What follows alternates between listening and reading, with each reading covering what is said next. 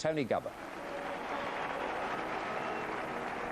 Arsenal have lost their last 3 games at Highbury, once in the FA Cup, twice in the Premiership, and the team that led the league in December are now concerned to keep a qualifying place for Europe. Arsenal's cause not helped by suspensions. They have 3 players banned today: Steve Bold, Ray Parlour and 25-goal Ian Wright, who's moonlighting in another profession. The good news, though, for Arsenal is that Tony Adams is back after missing 2 games with a troublesome ankle.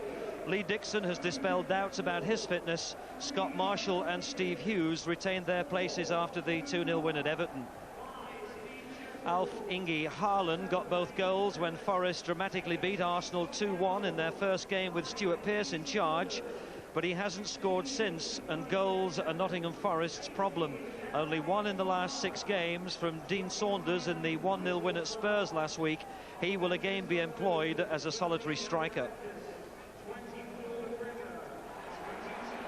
Hopefully less a figure of controversy than when he was last in London, referee Mike Reid of Birmingham.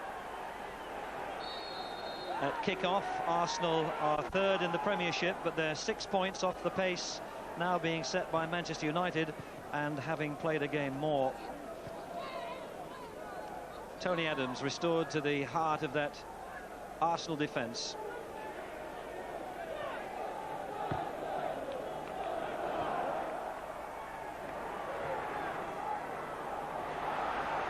Oh, what a great turn by Bergkamp.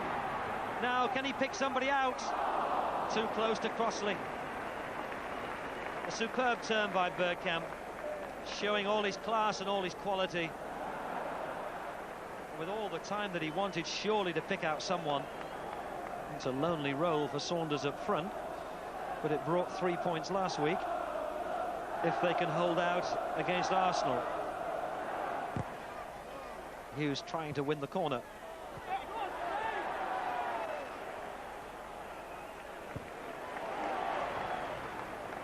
Vieira. Platt. Oh, good turn, Platt. Oh, a little bit of football to enjoy, equal to that skill earlier from Dennis Bergkamp. Platt back in the team in midweek at Everton. What a nice touch and turn. Crossley scooping it away.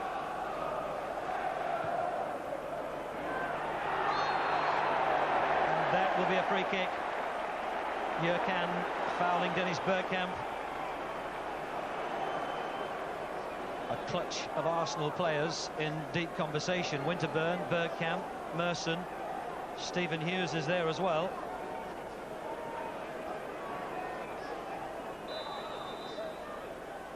Hughes takes it. Oh, good save, Crossley.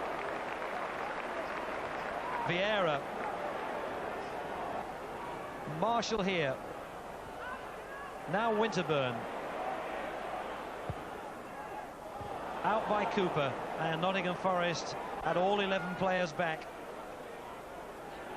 Just over 5 minutes left in this first half.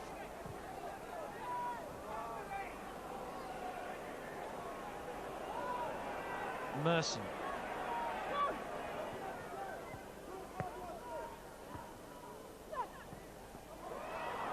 They're just finding it difficult to get through this packed Nottingham Forest defence. Now here's Jurkan coming forward. He showed too much of it to Hughes, but Haaland was quickest to react. He's got Clough and Saunders to look for in the penalty area. Here's Saunders, the flag's up. Offside, it doesn't count. Dean Saunders looks across at a linesman, but it underlines the danger to Arsenal. They've had virtually all of the first half, all of the pressure, but Forest are capable of hitting them on the break. Feels for handball against Merson are ignored. Winterburn, a nice touch. Into Bergkamp. Jurkan was holding his shirt. It's a corner.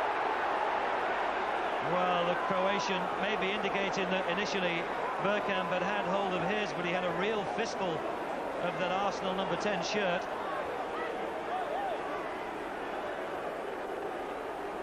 Keown's up, so too is Adams. Out by little. This is Platt. Merson! It's the best of all the chances that they've had, and somehow Merson conspired to hit it straight at Crossley. Platt hit his shot into the turf. Adams stuck his head in. Merson didn't look, but he was so close to goal. He must have been anticipating the ball hitting the back of the net. In truth, it's a lacklustre first half, but Nottingham Forest, having set out their stall to defend and to try and hit Arsenal on the break, with more cause to be happy at the half-time score. And at half-time, it's Arsenal 0, Nottingham Forest 0. Arsenal missed his cutting edge in the first half. The question now is, can they unlock Nottingham Forest's defence in the second without him?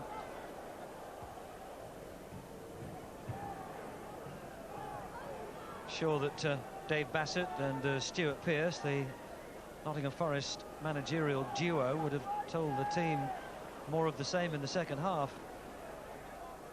Adams. Marshall. Bergkamp on his left foot.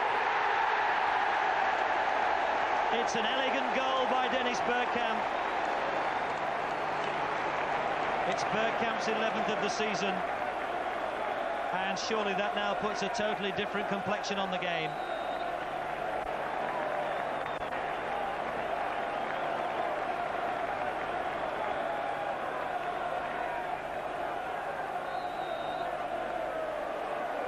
Vieira slotted him in magnificently, and that's a great finish.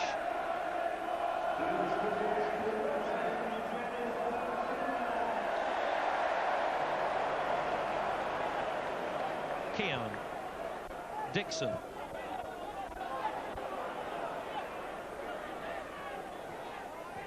Dixon. Back to Keown on the outside of Pearce, in a good position to cross the ball. Platt! Well, that could have racked it up. Although David Platt applauds the ball cut back to him by Martin Keown. He may reflect that he could have done better from that position.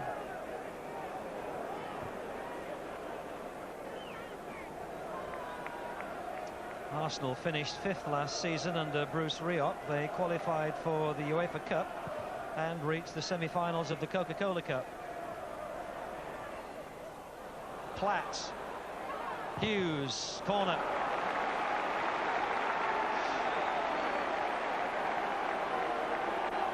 Arsenal edging closer to the comfort of a 2-goal lead. They haven't secured it yet, but the crowd sensing that they're in control. Bergkamp will take the corner. Again, the big three have come up. Keown, Adams and Marshall. Keown's header cleared off the line, perhaps by David Phillips.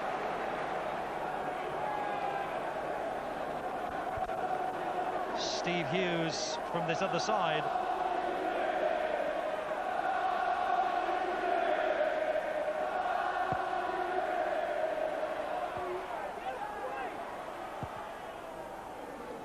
Away by Guinan. Knocked up by Phillips.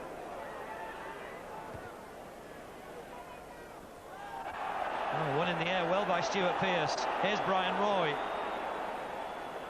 Guinan, right foot, hit Marshall, corner. Brian Roy will take the corner.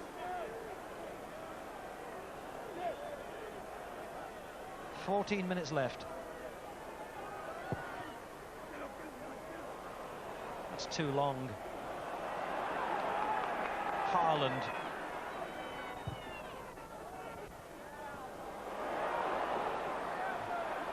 Merson, who finally comes away with it, pursued by Brian Roy. And finds Bergkamp. Oh, that's a great break. He's not offside. Pearce had played him on. Here's Hughes, faced by Crossley. And his big moment came and went. At 20 years of age, perhaps with too long to think about it. But it was the position of Stuart Pearce which made it possible. Bergkamp slotted it through, and look how much time he's got. All sorts of thoughts going through a young man's mind about what he should do, and he didn't in the end beat Crossley. Winterburn with the throw. Bergkamp. Well, there's no whistle. Appeals for handball against Haaland.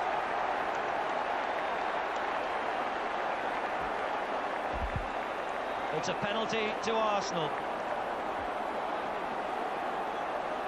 Alf-Inge Haaland tries to look distraught. He dragged it back with his left hand. Mike Reid spotted it as quickly as the Arsenal players did.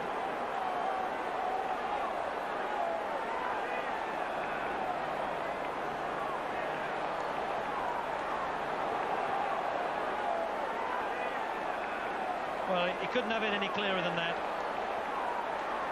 And from the penalty spot, Bergkamp now with the chance to make the game safe.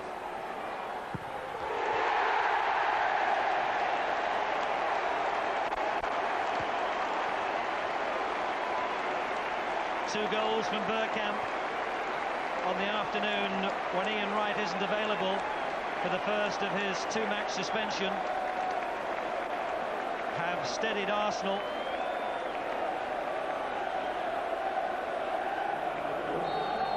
A lot for Stuart Pearce and Dave Bassett to ponder after the disappointment of the midweek defeat at the hands of Sheffield Wednesday. Another one here, it appears, at Highbury against Arsenal. And matches are running out for the teams in those relegation places as Merson comes forward. And out runs Shettle. Good run by Merson. He deserves a goal for it. Crossley with the deflection that brings the corner. And would it be unkind to suggest that one or two Nottingham Forest challenges were a bit half-hearted? He just ran right through them. In the end, they let him go and left Crossley to do his bit. Oh, amazing that the goal kick was given after that. Completely unfathomable. Counting the match down into its final seconds as Stuart Pearce is upended by Vieira. Free kick. I think Vieira's first thought then, when he made that challenge, was that he may be on his way to a booking. In fact, he's got away with it. Now Stuart Pearce, just two in the wall. Aimed at the back post. Haaland didn't get there. Knocked up by Vieira. Winterburn can clear it upfield.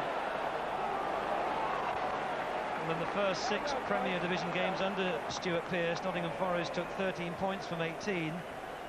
But their form has faded somewhat since those heady days. They've only won 1 of the last 6, 4 points from the last 12. And things just not going their way.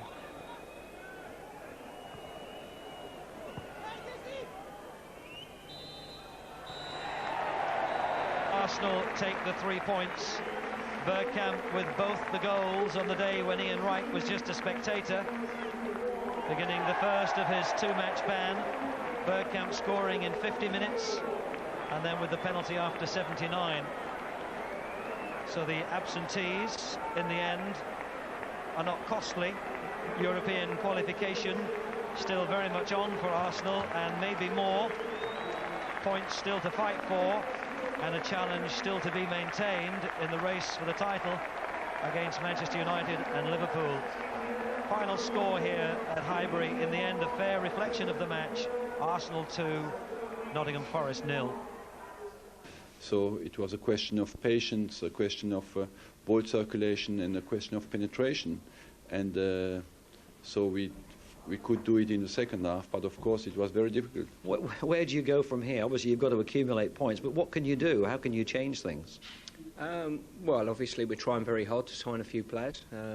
You know, we've been on the phone to certainly more than 5 players at the moment, you know. We're trying to bring 1 or 2 new faces in to help give the dressing room a bit of a lift. But primarily it's very important that the players I've got try to eradicate the silly mistakes, because I think the way we're playing at the moment, if you take away probably 2 or 3 silly schoolboy errors in a match, we're matching the opposition. But as I say, it's the Premier League. We're playing against Arsenal, the likes of Bergkamp and co. They'll punish you, and they did. Yeah, it's just about winning at this stage of the season. We've played better than that and haven't won, so you know, we're pleased, especially with Man United getting beat. You never know now. I was going to say to you, what was the reaction when you came off and heard that they'd lost at Sunderland? Not a result that anybody would have expected. Couldn't believe it, and it's a major shock to me. Major shock. I think this result of Sunderland was surprising, but it's always very difficult when you play a big game like Man United did on Wednesday, 3 days later, to confirm and to go to Sunderland and to win again. So that just shows that the European Cup can create some surprises. Well, Arsenal are just 3 points off the top now. Imagine where they would have been if they won a few of those home games recently. They've got to be serious championship contenders again, Trevor, haven't they? Well, defensively, they're not going to give much away. They're always going to be tight. I just feel going forward, you know, they're a little bit thin as far as the squad's concerned. Dennis Bergkamp did well today, but Ian Wright's not there. And when he's not there, they've not quite got the cover. I just don't feel they're quite going to challenge Liverpool and Manchester United personally, but they're certainly in contention. Okay. Now, there was a tackle in that match you didn't like the look of. No, I just think over the last month, you know, I've seen 2 or 3 two-footed lunges here. Colin Cooper, it's shown a yellow card. I just think this sort of challenge where you just jump in is a career-threatening challenge, and I think they should be taken out of the game, and the only way to do that is for all of them to be a red card, not a yellow card. And it's not just this particular one. There's been 2 or 3 over the last month. And funnily enough, I mean, Vieira limped off as a result of that, and that actually opened up the opening goal, which was a key one, because as you see, Vieira had a treatment for about a minute, and then ways to come on in his waves, and actually as he trotted onto the field of play, Nottingham Forest, who had picked up everyone very tightly all afternoon, because in fact they came there definitely for the draw. They just played Dean Saunders up, but Vieira now suddenly finds himself with a bit of space, having just come onto the pitch, and that, of course, here Bergkamp gets away from Jurgen. Good run, yard or 2. I mean, he certainly is flat with him, isn't he? And allows him that opportunity. Bit of a scuffy shot, actually. Not exactly burst in the net, but it's his movement that's given him the chance to tuck it away. And I couldn't then see Nottingham Forest scoring, I have to say. Yeah. Stuart Pearce reckons they're only just making 1 or 2 sort of schoolboyish errors, Forest. No. Is that how you see it? No, I think there's a bigger gulf than that. And I've got to look at the attacking end. You know, I think, what's it, 24 goals, 29 matches, and one in about the last 6 or 7. If you don't look as if you're going to score goals, let alone score goals, you've got problems. And I think the midfield, they just filled up. And you can see here, you've got the likes of Cooper, Haaland, Phillips, all in midfield. So when it comes out, that is not a Nottingham Forest ball up front. That is a welly, let's get it away. There's no composure there. And also, I think, because they loaded up the midfield with 5, and here's Dean Saunders in the picture as well. Look at that 6. They're so close to each other, and then they just knock it forward, you know, all nervously. There's sort of no relaxation in their build-up. There's no width. And look at this ball as it goes forward. Where is the width here? You've got all again the 6 attacking players, just with the width of the centre circle. And because of that, the Nottingham Forest game is all about spreading the play. Now, Nigel Clough can't play it out to the left here because no one's there. He just knocks it back to Colin Cooper. And again, look at the channel he's got to go through, Des. You know, I know they haven't got Steve Stone. I know they're lacking as squad players. They must get at least 1 striker and some attacking players to give them the width. And Alan pointed out Middlesbrough, you know, the movement and in their play. You didn't see that in the whole of the 90 minutes for Nottingham Forest. Yeah. Now, here's a collector's item for you at home, because Alan's a big fan of one of the attackers in that match. I wouldn't go that far. Bated breath. Come on. No, Dennis Bergkamp, for me, in the Premiership, he's got the best all-round game of any attacker. He really has. Any player in the Premiership? I think his movement, finishing, touching technique is sensational. I think if Arsenal could take some of the fire out of Ian Wright and give it to Dennis Bergkamp, they'd have the dream ticket. Wow. Hearing this, Dennis?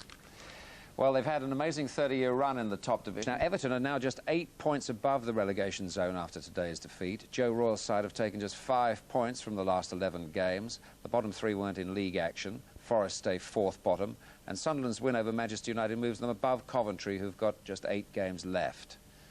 At the better end, United's lead is cut to 3 points. Arsenal move above Liverpool into 2nd. Newcastle play Liverpool at Anfield on Monday. Rather important match, I would have thought.